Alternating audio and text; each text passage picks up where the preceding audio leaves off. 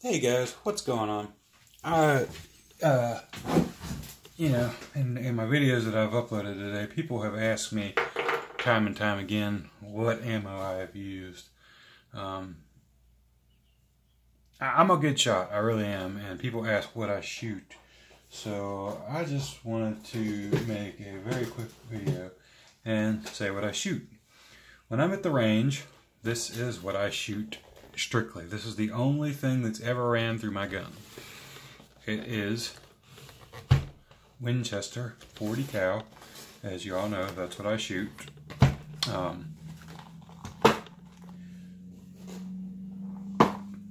And this is what I shoot. It's a 40 Smith & Wesson 165 grain full metal jacket target ammunition. Obviously you could, do what you needed to with it, and in a pinch it'll do the job. As you can see at the muzzle, you're looking at 1060 with 412 foot-pound, 5 yards, 1053 at 407, and at 25 yards, 1029 at 338 foot-pound. So this is strictly all that I use at the range. I don't use any other brand. I'm not sponsored by Winchester. Lord knows I wish they'd sponsor me, because I bought these both the other day because they were on sale for 50 bucks a piece at Walmart. And you're usually like 56 or 57.99. So I went ahead and jumped on that. That was a big savings. So I went ahead and bought these. So this is what I use, the Winchester 165 grain. Self-defense, home defense. Winchester Elite PDX-1 Defender, 40 grain, 40 Smith & Wesson 165 grain. This is a bonded jacketed hollow point, meaning that it is the copper jacket is chemically adhered to the lead core to prevent jacket separation, which I'll show you momentarily. As you can see in the difference, you have your velocity on your target ammo is 1060 with 412. On the self-defense, it's 1140 at 470, it's either 76 or 78 foot-pound out the barrel.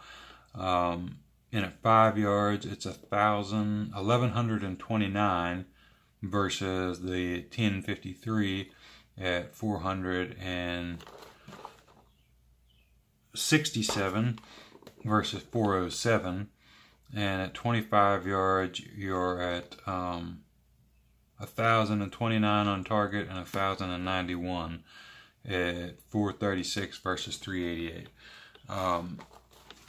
I will open this. This is actually a new one. And I also do use Underwood ammo as well. This is what this bonded jacketed hollow point looks like. It is a nickel plated for lubricity on the casing and the bonded jacketed 165 grain. So that's what they look like prior to firing. It's a very good ammunition. I do really like this stuff. I do have some Underwoods that I do carry in my backup clip, and I mix them. They're 165 grain and 155 grain. The 165 grain travels at 1200 feet per second. So it's even more powerful than this. And the 155 grain travels at 1300 feet per second.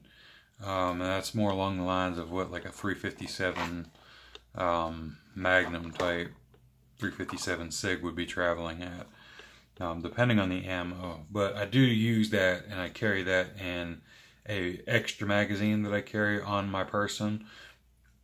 just in case I ran into a scenario where, you know, the bonded jacketed hollow point would not be good, barring that I had time to switch it out and everything, but I do carry it. Now, I'm going to leave these up here, flip this around, and we'll set that like that. And I'm going to lay these bullets up here for you after they've been shot. Okay.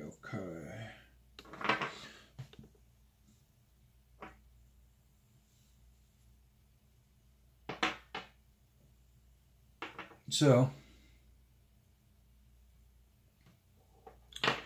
I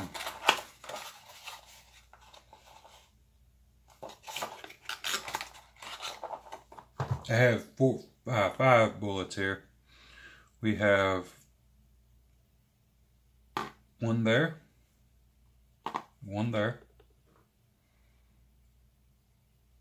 and then you have one here. I'll set them up here.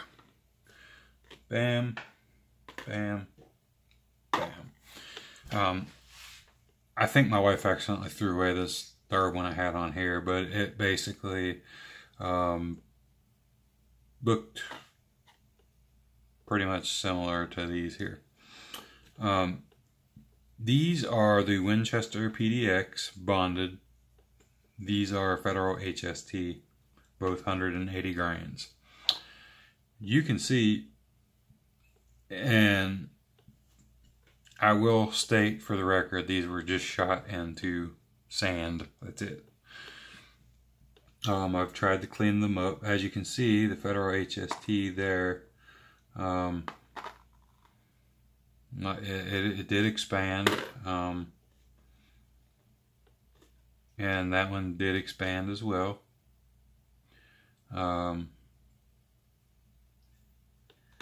And this one did expand.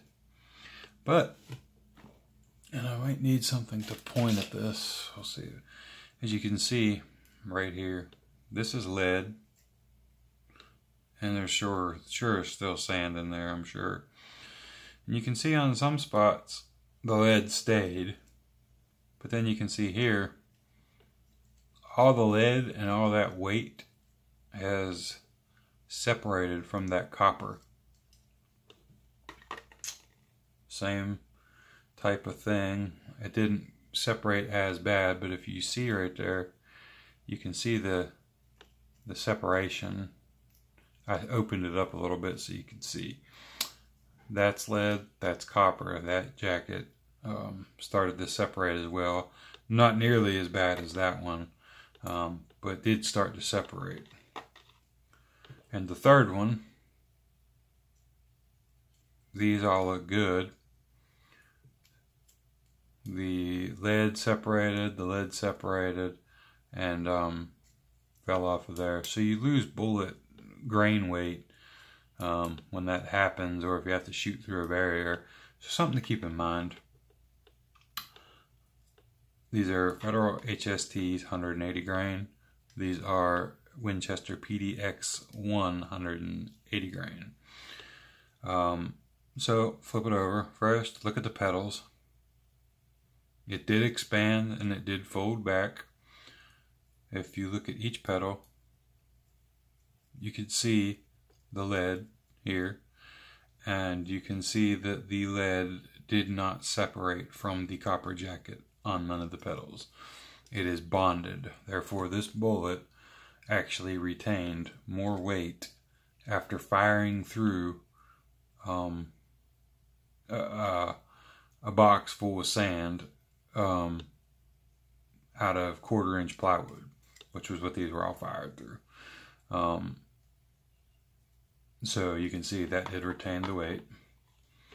This one, as you can see on all the petals, expanded fully, did what it was supposed to do, and each petal also retained the lead that was bonded to the expanding petals. So, you know, I like the Federal HST, But when you look at it here, and the third one of these that my wife threw away, it was similar to this right here. This is what it looked like. There was no expansion. So yes, Federal is a good round. Winchester PDX1 is a better round. And these in 180 or 165 are still cheaper than these Federal HSTs. So in my price, I mean, I've shot more of these. I shot 2 clips of each because these were actually on sale at Dick's Sporting Goods, and I got them for like $14 a box after a mail-in rebate. So I bought 2 of these in 180 grain, and I had the Winchester HST because it's what I did carry. I've since switched. So you can make your own conclusions. This is what I shoot, and I do recommend the Winchester for the target, and I do recommend the PDX for self-defense, home defense. Again, not sponsored. This is my thoughts, and just I've seen the results, so that's what I'm going with. And also do keep in mind, I like the 165 or the 155 grain.